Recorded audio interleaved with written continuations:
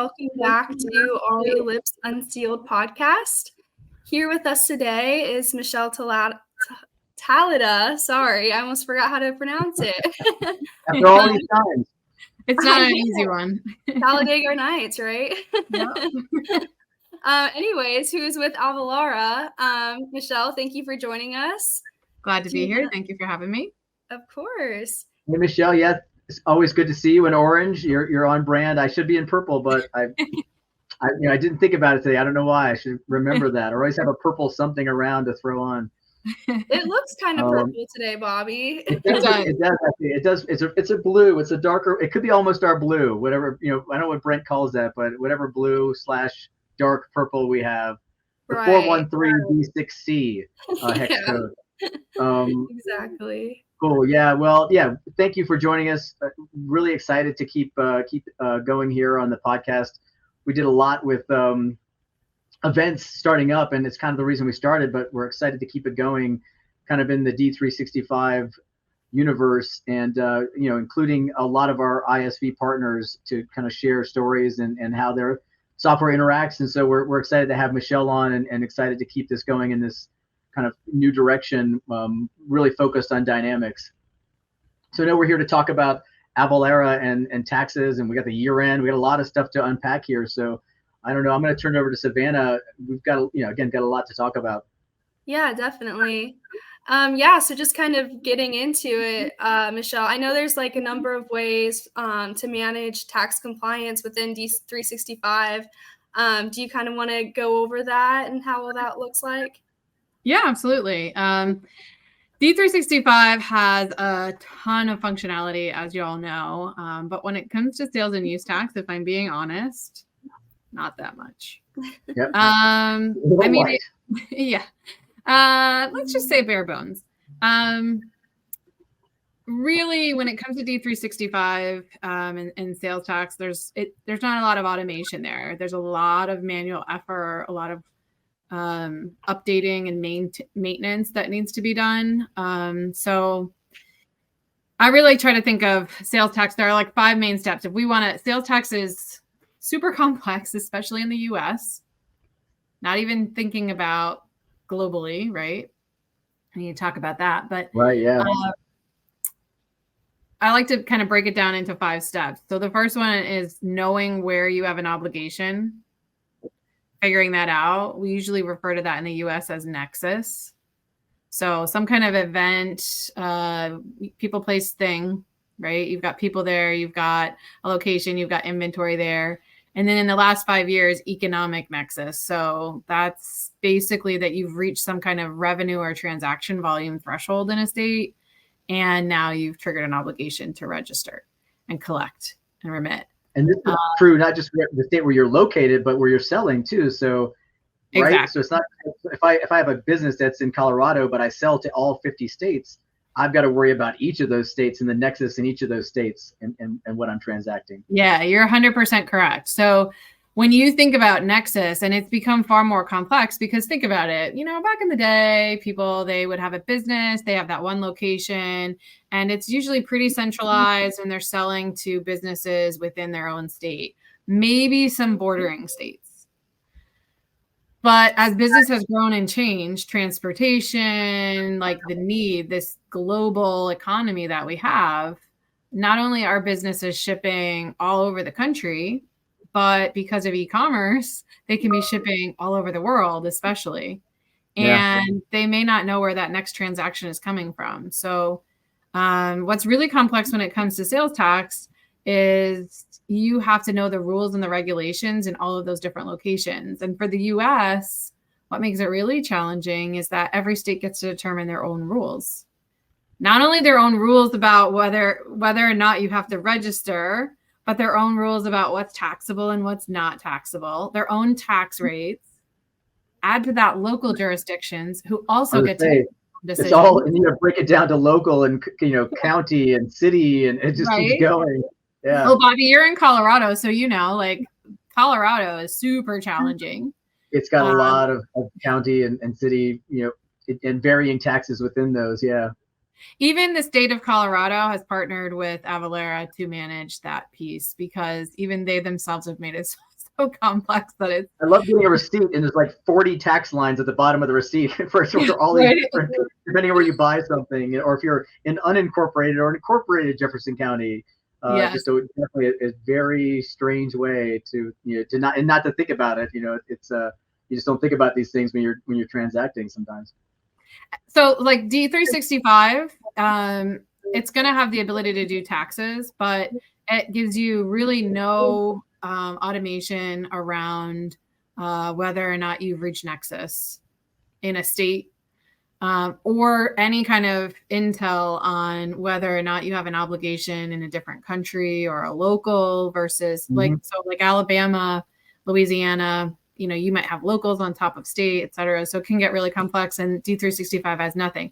You can, of course, pull monthly reports and then do the research yourself on every jurisdiction and then make those comparisons.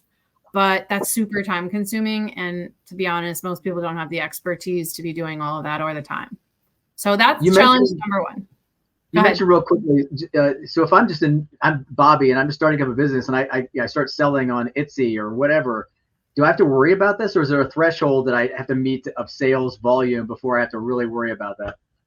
Yeah, there's definitely a threshold. And it just depends on where you're selling. So in the United States, there's always a threshold. So if you have any kind of physical nexus, like I said, people place things in the state, that's an automatic. So like day one, you've got a person in that state, you've got to register. Gotcha. But as far as just sales into a state, there's a threshold. Again, what's tricky about it is each state gets to determine what that threshold is and what they're going to include in that threshold and what they aren't. So, gotcha. And a big misconception is that exempt sales aren't included in that. And that is 100% wrong. There's only a handful of states that exempt sales aren't included in. Most states include exempt sales. So that's tricky. Yeah, most people assume exempt, like, or if you sell something to somebody who's reselling it, that's an exempt opportunity, right? Like I don't collect sales tax on that, but I still have to register. It still has to be, counted or accounted for. Yeah, that's exactly right. So the states want you to register and they still want you to report out on that for a number of reasons.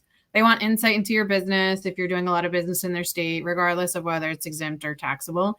And two, I mean, the reality is so many businesses are changing. I talked to so many businesses who they've been exempt sales and now all of a sudden they're going to launch a website where they're going to accept like direct to consumer sales. And so like in that quick little change, they launched that website, boom.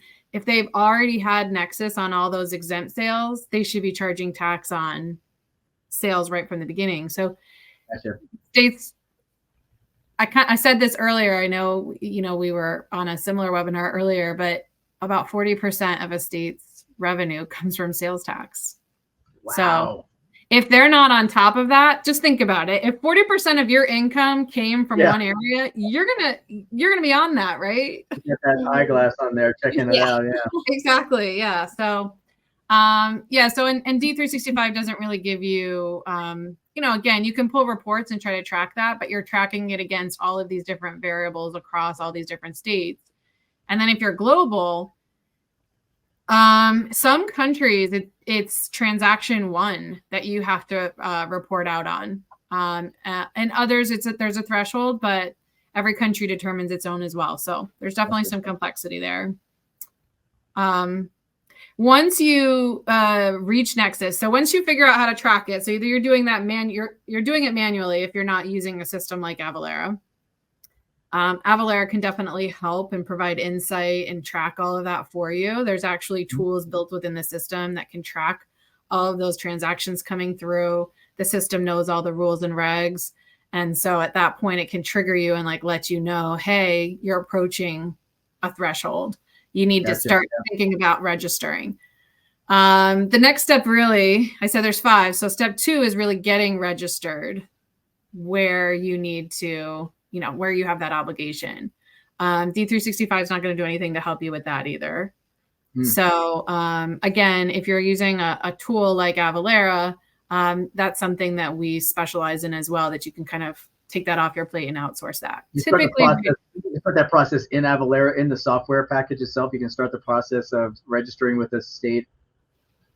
Yeah, you can. So what's nice about the Avalara dashboard is because all transactions are flowing through and we know where you're registered. We also know where you're not registered. So we're tracking nexus against those states where you're not registered. We basically have a map. And when that state or jurisdiction lights up yellow, it's letting you know you're approaching it. When it turns orange, right? That means, hey, you got to register.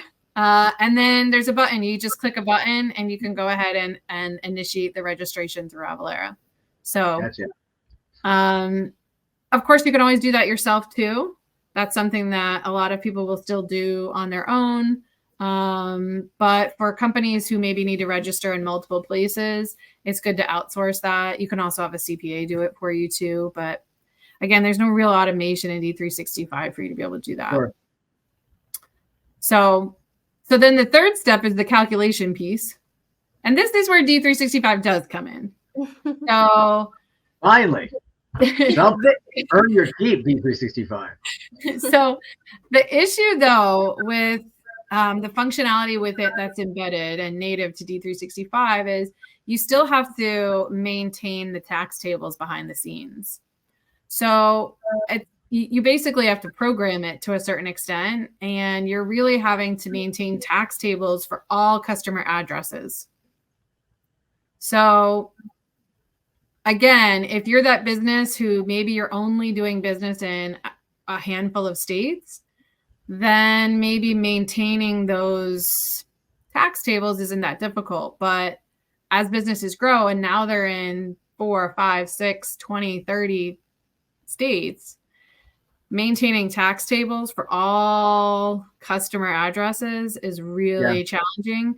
And to be honest, there are over 13,000 jurisdictions in the US alone. And those tax rates don't stay the same. They change all the time. Right. So how are you doing that? You're really having to go online, look that up, go on websites, see if you can download some stuff. It's not always the most accurate. I'm going to use Colorado as an example. You could have two houses sitting right next to each other and they're completely different tax rates. Yeah. So you could have 5 different tax rates in one zip code, just depending on where the building sits in one zip code. So it can be really challenging to maintain all of that. And you have to do all of the research. So that's where it doesn't really help. So that's a very manual effort that leaves a business like really open for risk, because if you're not on top of likely you're not putting the manual effort in. You might be to some extent, but not to the deep extent that doesn't leave you, like you said, vulnerable to potential, audit trouble when it comes to that point. Right. Yeah. I've talked to some businesses that are like, yeah, we updated the tax tables last year, but tax rates can change like monthly depending on where you're, because again, each state or jurisdiction makes their own rules. So that's really tough, as well as the taxability of products. So there's a lot of nuance when it comes to sales tax law. There are different rates if it's like an interstate transaction versus across state lines. There's different taxability. So I'll take software as a service, for example. Yep. It's not necessarily taxable or exempt in all areas. So like the state of Washington, it's totally taxable. But in other states, it's exempt. And then in the state of Texas, it's taxable, but at a reduced rate. So you need to know what that reduced rate is, because it's not the normal sales tax rate that applies. So it's not just, is the product taxable or not, but it's, is it taxable or not in that particular location for that particular ship to, ship from. And it's really challenging to kind of stay on top of. Yeah. So what questions does that generate for you? Because I know that's a lot of information. Samantha, do you have any questions before I jump in? I'm just processing everything, so not right now. What you mentioned exempt taxes. What, we've talked a little bit. Anything else around exemptions? We mentioned the fact that if I'm selling something to somebody else, what are exemptions and why should people be, paying attention to them? Yeah, so you can definitely mark a sale as exempt in D365. You can mark a customer as exempt. Where I see a lot of people getting into trouble or having issues is that number one, it's almost like they don't take sales tax seriously when it comes to exempt sales. And what I mean by that is because an exempt sale means you don't have to collect sales tax. It's almost as though people feel like, hey, sales tax isn't an issue. I don't have to worry about that. But the reality is that like all of their liability is tied up in that documentation. And for a lot of organizations, they're not really putting the effort into getting that documentation, maintaining it, and making sure it's applied accurately. And again, D365 will allow you to mark a customer as exempt. But where it becomes tricky is if you've got a customer and you're sending things to multiple addresses, multiple states, and you need to then get multiple documents for exemption. So, for example, you're in Colorado, and if you said, okay, you're purchasing something for me. I know you're in Colorado. You already gave me your Colorado exemption certificate. I think good. But then you're like, no, I need you to actually ship it to our office in Ohio. And I say, okay, great. Well, we know Bobby's exempt, so we're going to exempt the sale. But I don't have an Ohio exemption certificate for you. That's a problem. Technically, that sale should be taxed. So in the case of an audit, the auditors are going to come back and they're going to say, well, this sale should not have been exempt. And a lot of people will say, well, but the auditors will understand and then they'll let me go get it. Well, what happens if you went out of business in the meantime? And you're no longer there, and now I can't get it. Yeah. Or, that my contact at the organization is gone, and I'm struggling to find somebody, and I have to do that with 200 other sales. Do I have time to do that? I don't think an auditor is happy with you. Yeah. So every time you have a thing, he says to stop, and you have to go get paperwork for it. Right. So it can be really challenging. And in the case of an audit, those auditors will apply your percentage of correctness to the whole audit. So if you've got 20% that are missing or invalid or not correct, then that's 20% applied to however long the audit period is. So it could cost you a lot more. And I heard somewhere today that audits are actually increasing because of the ability to do them virtually. Is that correct? Did I hear that correctly? Yes. So that is correct. So COVID made us all more virtual, and that includes the auditors as well. So they have less travel time, which means they can focus more. And they're also requiring much more electronically. So for businesses who are trying to do it all in-house and have manual process, and it removes the face-to-face aspect where you can kind of talk to the auditor, and it makes it a little less personal. Yeah, get to know them. Like, it's Bill coming over to do the audit. He'll be fine. I've known Bill for 20 years, and he understands sometimes I forget the exemption. But you're not getting that personal attention anymore. Right. And again, with states struggling for revenue, they're looking to make sure that they can capitalize on that wherever possible. And exemptions are kind of low-hanging fruit, to be honest. The other thing about exemptions too, you'll see this a lot. Obviously, D365 users have they've chosen it for a reason. There are complexities in their business, et cetera, that it can handle.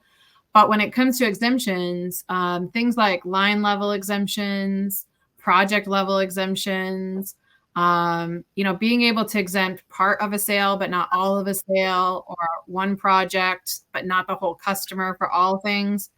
Those are things that sales tax automation can help with, as well as things like if you're doing wholesale, exemptions will expire. Like Florida expires every year. So not only do you have to get it, but you have to keep it up to date. And there's no way for you to really do that in D365. So that's where, a tool like Avalara will come in to help you to communicate with those clients to get the right documentation, make sure it's applied to the sale, and then proactively stay on top of that documentation, so that you aren't scrambling to go get it. You're not, that's the thing you don't want to do. You don't want to hold up a sale. You don't want to cause billing issues. You don't want your customer to sit there and think, oh, they don't know how to bill me correctly. Getting an automated tool in place kind of stays you ahead of the game and proactive, and then also obviously protects you in an audit for sure. You mentioned to me before compliance issues, like working with businesses that maybe are unscrupulous or maybe are out of compliance. Can you just expand on that a little bit? Is that something that folks should worry about and something you're taking care of?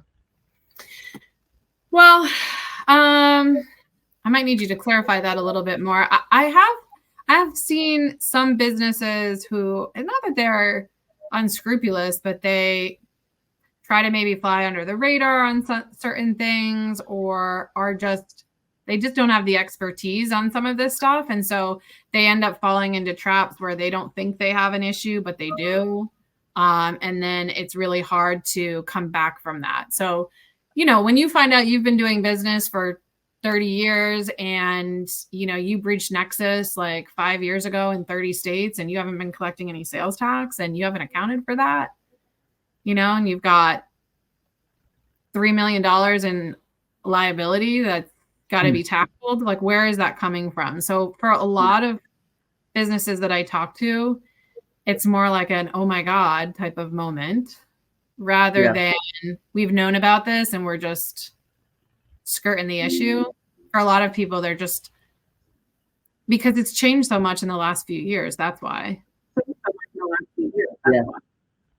I think it was more, I'm trying to remember back. I think it was more dealing with countries where you maybe, I'm trying to remember what it was that we were talking about. It was interesting to me, but it was a context I hadn't thought of when working with taxes. Is something around compliance might not have been the right word. It certainly wasn't implying that, somehow Avalara is going to help a company be less scrupulous or anything like that. It was more you were helping to show where, hey, you're selling to this country and maybe you shouldn't because they're, or maybe I'm mistaken too. I felt like there was something that we talked about in the past. Around. It could, well, there are some things that we can definitely help with as far as understanding where you might have an obligation or what creates an obligation. So in providing some of that insight, it can help a lot of businesses just make a better business decision about where they might want to expand or how they might want to expand their business, or even things like, HS code classifications for things like duties and customs. If it's coming from one country to another, like how do you route it so that you're getting like the best rate on your duties, or getting it through customs easier, those types of things.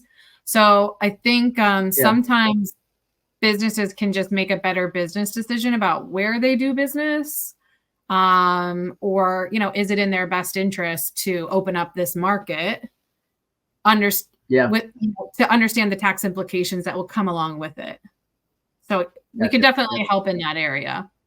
That's why it's really important to kind of have those conversations early in the process, so that you can get a lot of that insight when you're thinking about, especially when you're moving to something like D365, if you're in the process or you've already implemented it, but you're still trying to build out additional capability. Like, do I turn on project operations or field service or those types of things? Like having that knowledge around the sales tax part can be helpful.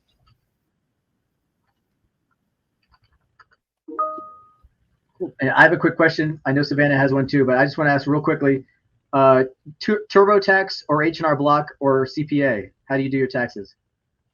Your personal. So I do H&R Block online. So I do them myself, but I use their tool. Yep. I use H&R Block too. I've been using the either TurboTax or H&R Block forever and ever now. That's me and too. I always fear that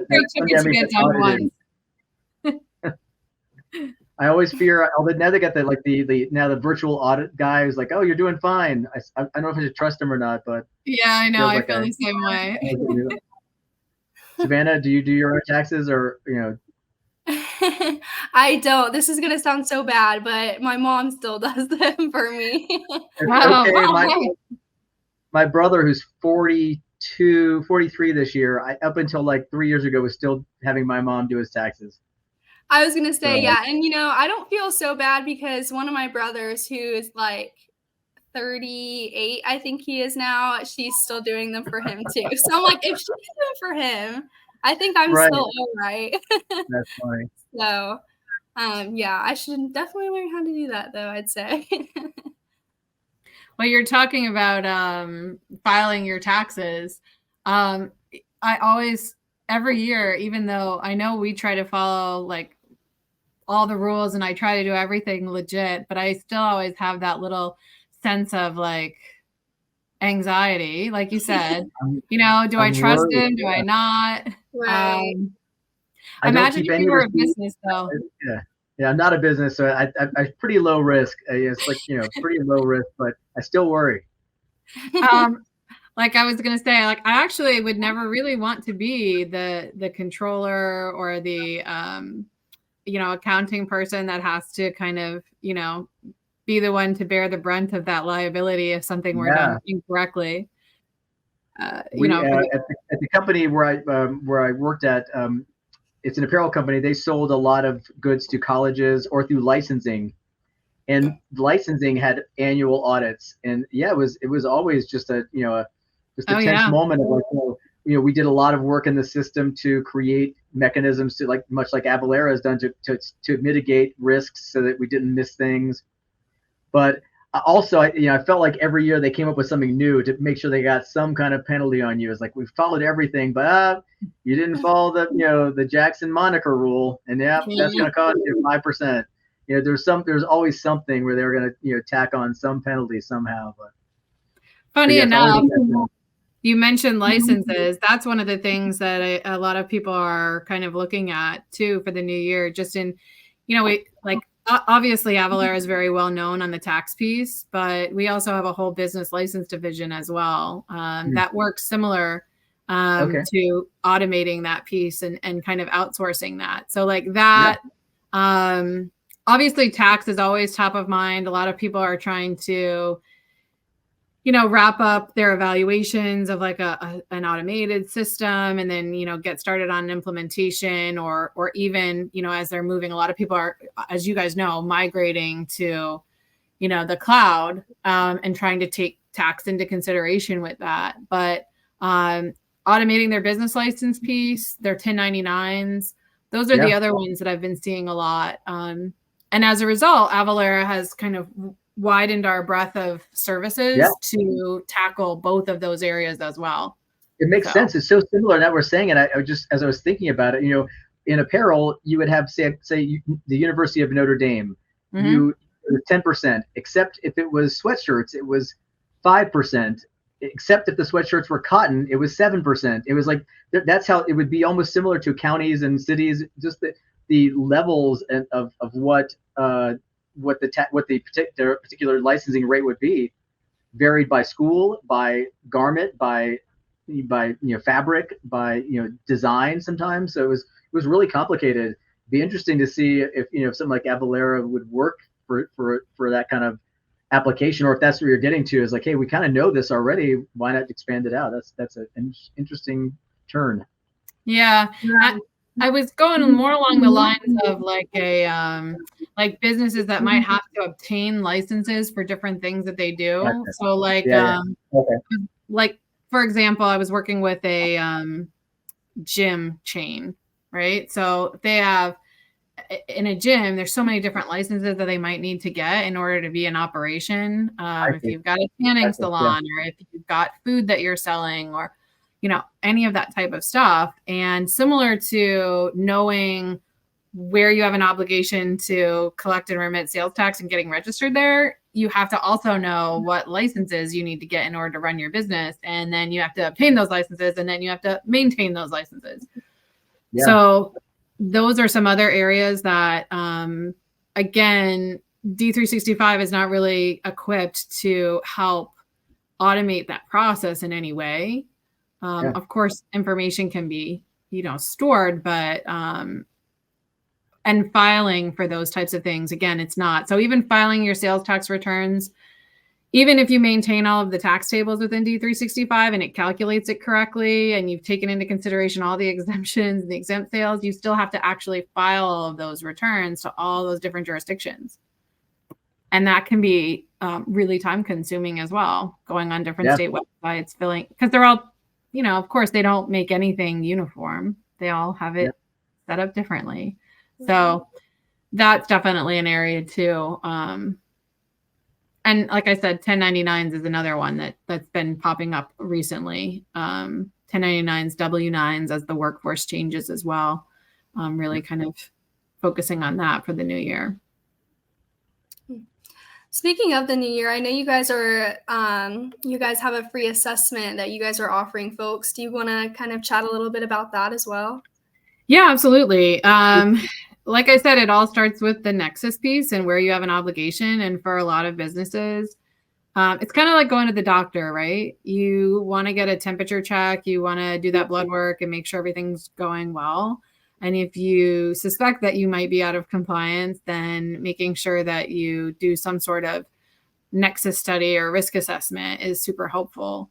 Because you definitely don't want to register. Some people say, well, oh my gosh, this is overwhelming. Let's just register everywhere and then we'll be good and we won't take a chance.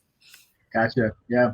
You don't want to do that because that creates a ton of extra work. And now you're basically putting the microscope on your business for no reason. So doing a risk assessment helps so that you know exactly where you need to be registered. You know exactly if there's a problem that maybe needs deeper looking into. And Avalara does two types of risk assessments. So we do a 1 year look back that's really high level. It's basically you filling out like an online questionnaire about not only your business activities, so we can help understand your physical footprint, but then also your sales revenue and transaction volumes by state. And then we can give feedback specifically on those states and whether you've reached Nexus. That's a 1 year look back, and we are offering that for free. It's normally $4,500. It's our professional services team that does that. It comes with a full report broken down by every single state. So at its heart, it's really trying to teach the business and give them feedback on what triggers Nexus, where they do have an obligation, where they don't, and like what they need to keep an eye on, so that they know moving forward. It's really good for businesses that maybe have made like a recent change, or they've maybe done an Nexus study in the past, but they haven't done one recently. Or if you aren't sure if you even need to do one and you don't want to, pay for anything more extensive. But there is a more extensive one that we do as well that goes back like 4 to 5 years and really calculates everything. It calculates penalties, interest, everything. It'll give an exact dollar amount of what you owe in each state. How long does one expect, like for the free kind of 1 year assessment? Does it take them 15 minutes to an hour-ish? It depends on the organization and what their access to their own data looks like, right? The more complex the business is, a lot of times they'll need to like stop, save it, and then go and ask some questions depending, they might need to ask another department because it will ask questions about physical presence. Like, has anybody, believe it or not, things like attending a conference. Bobby, you go to a lot of conferences. Savannah, you too, right? So attending a conference in some states will trigger Nexus. So like Arizona, if you're there for more than 3 days, your company has Nexus. So it'll ask questions like that to determine if you've got physical Nexus, and then filling out the thresholds, sales revenue and transaction volume is usually pretty easy. But so it depends on the company. And usually once you get it to us, it takes 1 week to 2 weeks to get back the results. And then we meet and we can go through it with you. And just, we don't have to. You could take the results and run with it if you want. Sounds like an actual piece of collateral that you've given these companies to either further their journey with Avalara, or at least they've got a quick peek at their risk, from a tax standpoint. Yeah, that's 100% correct. Again, they can just take it and do with it what they will. But for a lot of organizations, really having a conversation to go through it and really answer questions, understand, the implications of it is helpful. And that's no cost too. So, and I would do that myself. So, and then from there, they can kind of decide, hey, is this something that we want to look deeper into? Maybe we do need to start to assess whether or not automation is going to, make things a little bit easier to maintain it moving forward. And for some, especially those who have like exempt sales, that's where I see a lot of value in the 1 year, because again, their sales have been exempt, but this takes into consideration physical activity and those thresholds that they might not have been aware of. Mm-hmm. Nice. That sounds like a great resource to utilize, especially if you guys are offering it for free, like you said, till December 31st, right? Yep, exactly. So it is free, just being partnered with Ellipse. So any of your clients or, can utilize this link to get their free risk assessment. It's good through the end of the year, so December 31st. And if you're even on the fence about it, I would click the link. You literally just need to fill out a tiny little form to claim it, and then you have 1 year to complete it. So wow, that's great. Great point. Yeah. Yeah. So I've talked to some people who are like, oh gosh, well, I don't have time. It's the holidays. It's year end. It's right. No, don't worry. Click the link. You'll get in your inbox afterwards. You will get the link to the survey, and then you can take your time filling out the survey. You have 1 year to complete the survey and get it back to us. So, I mean, worst case scenario, you make it a plan to complete the survey, you get the feedback, and from there, if it makes sense to look deeper, great. And if it doesn't make sense to look deeper, then at least kind of like you got the blood work and hey, everything looks good. All right, good to go. Yeah. Exactly.